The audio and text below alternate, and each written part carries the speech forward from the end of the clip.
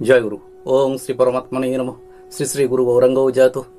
সকলকে জানাই শুভেচ্ছা এবং যথাস্থানে প্রণাম।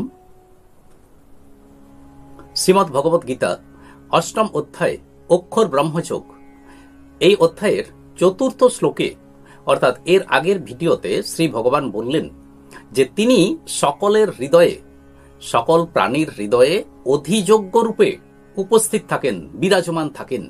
এবার পঞ্চম শ্লোক, অন্তকালে চ মামেব শরণমুক্ত্বা কলেবরম ইয়ঃ প্রয়াতি স মদ্ভাবং ইয়াতি নাস্তত্র সংশয়ঃ।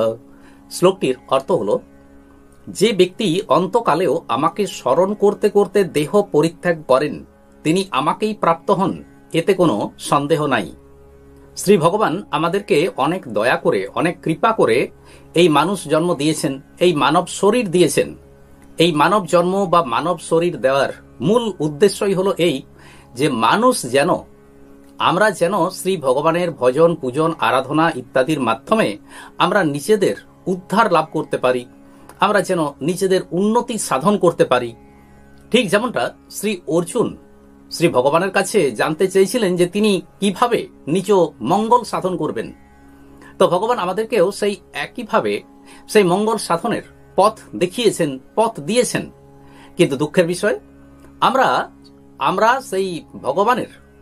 শ্রী ভগবানের ভজন, পূজন, আরাধনা ইত্যাদির মধ্য দিয়ে আমরা যাই না।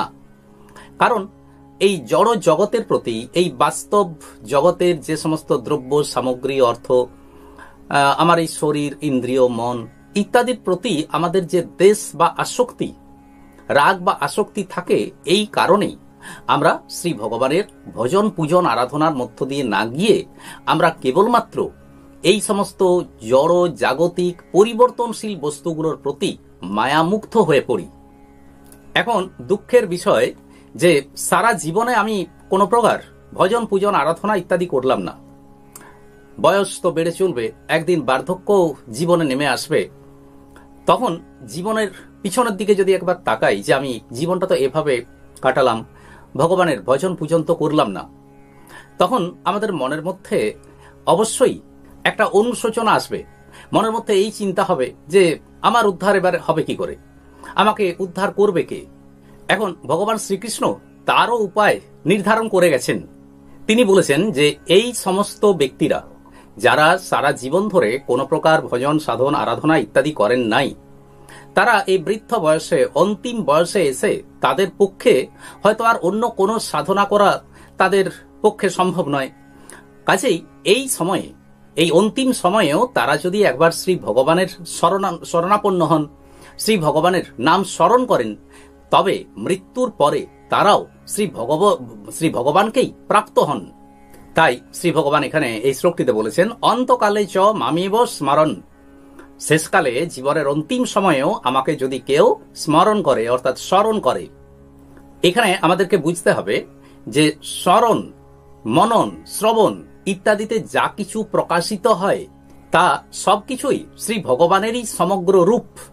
তাই যে ব্যক্তি এগুলোকে, অর্থাৎ এই স্মরণ, মনন, শ্রবণ ইত্যাদি এগুলোকে যে ব্যক্তি ভগবানেরই স্বরূপ বলে জানেন, সেই প্রকার ব্যক্তি যখন অন্তিম কালে, অর্থাৎ অন্তিম পর্যায়ে পৌঁছবেন, সে মৃত্যুর সময়ে, তখনও তাদের শ্রী ভগবানের কথাই মনে পড়বে। তখন তারা শ্রী ভগবানকেই স্মরণ করবে, আর তার ফলে তারা মৃত্যুর পরে শ্রী ভগবানকেই প্রাপ্ত হবেন। সাধকগণ শ্রী ভগবানকে ভিন্ন এবং অভিন্ন ভাবে, অর্থাৎ সগুণ, নির্গুণ, সাকার, নিরাকার, দ্বিভুজ, চতুর্ভুজ ইত্যাদি যে রূপে ভগবানকে মেনে নিয়েছেন, যেভাবে তারা শ্রী ভগবানের পূজা করেছেন, অন্তিমকালে তারাও, অর্থাৎ মৃত্যুর সময় তারাও সেই ভাবই স্মরণ করেন এবং শেষে তারা শ্রী ভগবানের সেই ভাবই প্রাপ্ত হন।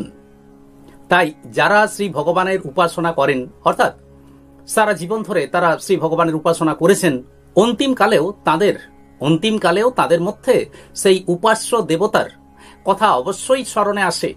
তখন, অর্থাৎ মৃত্যুর পর, তারা ভগবত ভাব প্রাপ্ত হন। শ্রী ভগবান বলছেন যে যারা এখন উপাসনা করেন না, অর্থাৎ জীবনে যারা উপাসনা করলেন না, তারা তো উপাসনা করলেন না, কাজেই তাদের পক্ষে তো ভগবানকে লাভ করা সম্ভব নয়। কিন্তু শ্রী ভগবান দয়া করে এখানে এটাও বলে গেছেন যে সেই সমস্ত মানুষেরা যারা শ্রী ভগবানের উপাসনা করেন না, অন্তিমকালে কোনো কারণে যদি তাদের মনের মধ্যে শ্রী ভগবানের কথা স্মরণে আসে, বা কেউ যদি শ্রী ভগবানের কথা তার কানের কাছে বলেন, অর্থাৎ তাকে স্মরণ করিয়ে দেন, তখন সেই ব্যক্তি মৃত্যুর পর ভগবত লাভ করে থাকেন। সাধকগণের দৃষ্টিতে শ্রী ভগবানের এই সগুণ নির্গুণ, সাকার নিরাকার, নাম রূপ লীলা ধাম ইত্যাদিতে প্রভেদ থাকলেও শেষ পর্যন্ত সব একই। তাই শ্রী ভগবান এখানে বললেন মদ ভাবহ, অর্থাৎ তারা ভগবত ভাব প্রাপ্ত হন। কিন্তু গুণ অনুসারে, অর্থাৎ সত্য রজতম, এই যে তিনটি গুণ, এই গুণ অনুসারে মানুষ কিন্তু এক গতি প্রাপ্ত হন না। এই গুণ অনুসারে তাদের গতি ভিন্ন ভিন্ন হয়। তাই অন্তিমকালে যারা ভগবানকে স্মরণ করেন তারা ভগবানকে লাভ করে থাকেন। আর যারা এই গুণগুলির, সত্য রজতম এই গুণগুলির সম্মুখীন হন, তারা গুণগুলির কার্য অনুসারে, গুণগুলির কার্যরূপে জন্ম মৃত্যু লাভ করে থাকেন। অর্থাৎ তারা আবার সেই জন্ম মৃত্যুর চক্রে আবদ্ধ হয়ে পড়েন। এখানে আমাদেরকে বুঝতে হবে যে শ্রী ভগবান আমাদেরকে একটা দারুণ সুযোগ দিয়েছেন যে আমরা জীবনটাকে যেভাবে কাটাই না কেন, অর্থাৎ জীবনে আমি সাধনা উপাসনা করলাম না, কিংবা আনন্দ ফুর্তির মধ্য দিয়ে আমি জীবনকে কাটালাম, কিন্তু শ্রী ভগবান বললেন যে অন্তিম কালেও, অর্থাৎ মৃত্যুকালেও যদি সেই ব্যক্তি ভগবানকে স্মরণ করেন তাতেও তার কল্যাণ হয়। এর কারণ এই যে শ্রী ভগবান আমাদের কল্যাণের জন্যই, আমাদের মঙ্গলের জন্যই তো আমাদেরকে এই মনুষ্য দেহ দিয়েছেন। কিন্তু জেনে শুনে এভাবে জীবনটাকে ব্যয় করা উচিত নয়। কারণ আমি জানলাম যে ঠিক আছে, ভগবান তো আমাকে লাস্ট পর্যন্ত, শেষ পর্যন্ত তো আমাকে তিনি উদ্ধার করবেন, আমি উপাসনা করি বা না করি। তো এটা চিন্তা করে আমি যদি জীবনটাকে এভাবে কাটালাম, সুখে ঐশ্বর্য ভোগের মধ্য দিয়ে আমি কাটালাম, আর ভাবলাম যে ঠিক আছে মরার সময়, মৃত্যুর সময় আমি দুবার শ্রী ভগবানের নাম স্মরণ করব, কিন্তু মনে রাখতে হবে যে যেটি আমি এতদিন অভ্যাস করি নাই, সেই ভাব মৃত্যুর সময় কখনোই আসতে পারে না। পরিবর্তে সারা জীবন আমি জানিয়ে থাকলাম, যা চিন্তা আমার মনের মধ্যে ছিল সেই চিন্তাগুলোই মনের মধ্যে আসে, আর তখন শ্রী ভগবানকে লাভ করা তো দূরের কথা, আমাদেরকে আবার সেই জন্ম মৃত্যুর চক্রেই আবদ্ধ হতে হয়। তাই আমাদেরকে সবসময় এই অভ্যাস করা উচিত যেন মনের মধ্যে শ্রী ভগবত কথা, শ্রী ভগবানের কথা আমাদের স্মরণে মননে যেন লেগে থাকে। অর্থাৎ কোনো একটা সময় ধরে, কোনো একটা তিথি ধরে, বার ধরে, এই সময় ধরে আমি ভগবানের নাম স্মরণ করব, এমনটা যেন না হয়। আমাদের উচিত প্রতি মুহূর্তে অন্তরে আমাদের মনের মধ্যে যেন শ্রী ভগবানের নাম সব সময় স্মরণ হয়ে থাকে। কেননা এটাই জপ থেকে অজপায় পৌঁছে যাওয়া। অর্থাৎ মনের ভিতরে যেন অজপা জপ যেন চলতে থাকে, শ্রী ভগবানের নাম আমি স্মরণ করে যাচ্ছি। আর এভাবে যদি আমরা নাম স্মরণ করি তাহলে কোনো মুহূর্তই আমাদের কিন্তু বৃথাভাবে ব্যয় হয় না। আমাদের মনে রাখতে হবে যে মৃত্যু যে জীবনে কখন, কার, কিভাবে আসে তা কিন্তু আমাদের জানা নেই। অর্থাৎ কারো পক্ষেই এটা বলা সম্ভব নয় যে আমি এতদিন বাঁচবো বা এত বছর বাঁচবো, এখন আমার এই বয়স, আমি আরো এত বছর বাঁচবো, এগুলো কিন্তু বলা কারো পক্ষেই সম্ভব নয়। তাই সবসময় শ্রী ভগবানকে স্মরণ করতে হয়। আর আমাদেরকে ভাবতে হবে যে যদিও এটা কিন্তু নেগেটিভ চিন্তা হিসাবে মনের মধ্যে গ্রহণ করা উচিত নয়, যে চিন্তাটা হচ্ছে এই যে আমরা যদি এমনটা ভাবি যে এইটাই আমার অন্তিম সময়, অর্থাৎ এই মুহূর্তে আমি এবার শ্রী ভগবানের নাম স্মরণ করে নিই, তো এই চিন্তাটা করা চলে এভাবেই যে আমরা তো জানি না যে মৃত্যু কখন কার জীবনে নেমে আসে। তাই আমরা যদি এই মুহূর্তটাকেই আমি এভাবে ধরে নিই যে আমি ভগবানের কাছে ধন্য যে এই মুহূর্তে আমি আছি এবং আমি শ্রী ভগবানের নাম স্মরণ করতে পেলাম, আমি ভগবানের নাম স্মরণ করলাম, এভাবে যদি আমরা জীবন যাপন করে থাকি তাহলে আমাদের অনেক উন্নতি সাধিত হয় বা আমরা অনেক মঙ্গল নিজেদের সাধনা লাভ করতে পারি।